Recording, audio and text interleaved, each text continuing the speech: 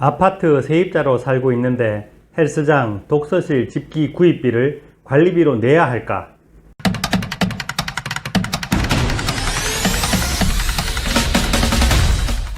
안녕하세요. 친절한 대구 연구소에서 생활정보를 담당하고 있는 김도형 소장입니다. 오늘도 바로 주제로 들어가겠습니다. 오늘 주제는 예전 김여선의 FM 모닝쇼를 할 때 청취자가 주신 질문인데요. 라디오에서 생방송을 했지만 못 들으신 분들이 많을 것 같아서 유튜브로 제작합니다. 유튜브의 장점이 필요할 때 다시 찾아볼 수 있다는 거잖아요. 그런 차원에서 오른쪽 채널 구독 눌러주시면 나중에 찾아보실 때 쉽습니다. 오늘 내용을 보시면 세입자가 어디까지 관리비를 내야 하는지 애매한 경우가 많은데 도움이 될 겁니다.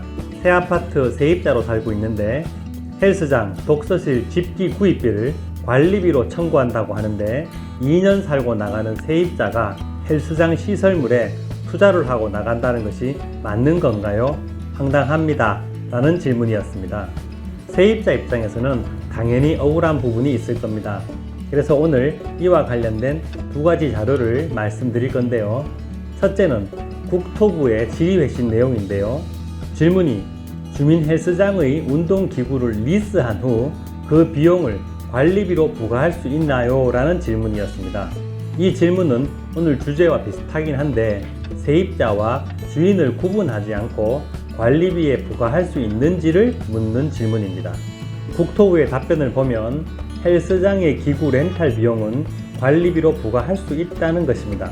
이 답변대로라면 세입자와 주인을 구분하지 않고 관리비로 부과할 수 있다는 건데 아직 이해가 덜 되시는 분들이 많겠지요. 그래서 두 번째 자료를 준비했습니다. 이건 2017년 대구시 율하동의 임대아파트 주민들이 낸 소송입니다. 임대아파트인 이곳 관리비 속에 관리소의 컴퓨터 등 비품비 2,500만원과 자전거 거치대 등 시설물 설치비 3,400만원 그리고 승강기와 놀이터 시설 검사비 등 3,000만원을 부과하자 세입자인 입주민들이 LH공사를 상대로 소송을 낸 사건이었습니다. 결과는 작년 가을 최종 판결이 있었는데요. 주민들이 패소했습니다. 판결 내용을 보면 관리비 속 집기 및 비품 비용은 임대주택 관리에 필요한 비용이기 때문에 입주민들이 부담해야 된다고 하는 국토부 해석과 검사비 등도 주민에게 혜택이 돌아간다는 기존의 판례를 받아들인 결과였습니다. 이 두 결과를 종합해 보면 헬스장 시설비도 임차인이 부담하는 것이 가능하다는 결과가 나오는데요. 첫 번째 소개해드렸던 국토부 해석을 좀 더 자세히 보면 헬스 기구가 만약 5년 쓰는 물건인데 2년 만에 모두 부과해버린다면 그 기간을 살고 간 세입자는 억울할 거고 그 다음 3년간 산 사람은 이익을 보는 불공평한 상황이 생기잖아요. 그래서 이런 일이 없도록 사용기간 전체를 골고루 나누어서 부과하라는 취지로 답변을 했습니다. 그 해석에 따라 이용기간 모두를 골고루 관리비에 부과한다면 입주민 입장에서는 쓰는 만큼, 그러니까 내가 쓰는 만큼 부과가 되는 거니까 문제가 없다는 거죠. 그럼 여기서 또 궁금해지는 부분이 있겠죠. 나는 평소에 한 번도 사용하지 않는 시설에 사용료를 관리비로 내야만 하는가입니다. 이 부분은 관리비 부과 3원칙으로 설명드릴 수 있는데요. 첫째가 사용자 부담 원칙인데 누가 썼는지 그 사람을 확실히 안다면 그 사람에게 부과하는 것으로 전기료나 수도료 같은 경우가 있습니다. 두 번째는 공평 부담의 원칙인데요. 누가 썼는지 확실히 알 수 없다면 공평하게 부과하라는 겁니다. 예를 들어 가로등이나 지하 주차장을 밝히는 공동 전기료나 계단 청소비 같은 것이 공평 부담에 예가 될 겁니다.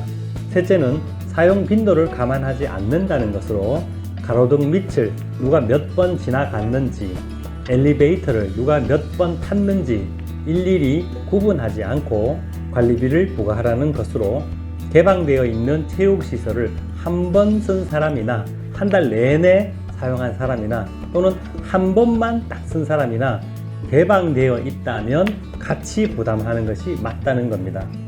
여기서 의문이 하나 더 있는 분들이 있을 겁니다. 공통 부담이라고 하면 모든 병행을 똑같이 하라는 게 아니냐고 말이죠.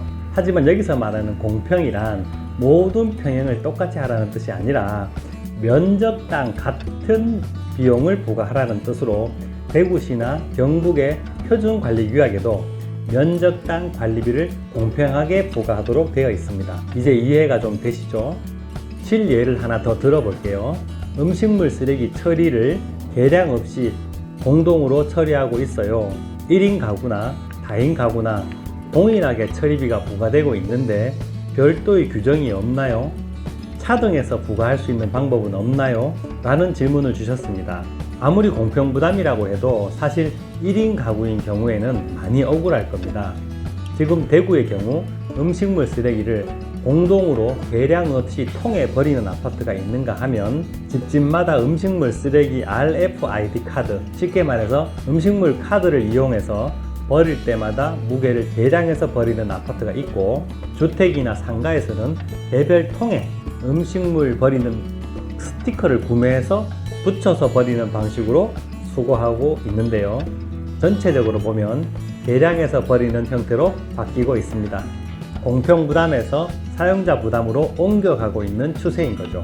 작년까지 약 3,000대의 종량제 수거통이 배치되어서 23만 세대가 이용하고 있고요. 올해 추가로 4억 8천만 원을 들여서 240대를 추가하기로 예정되어 있습니다.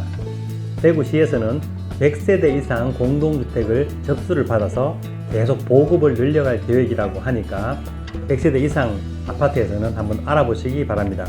제가 계량하지 않는 아파트와 계량하는 아파트 둘 다 알고 있는데요. 비교해보면 기본적으로 계량하면 좋은 점이 많습니다. 일단 집집마다 배출량에 따라 비용이 부과되기 때문에 공동부과에 대한 불만이 없어지고요. 추가로 전체 배출량이 현격히 줄어듭니다.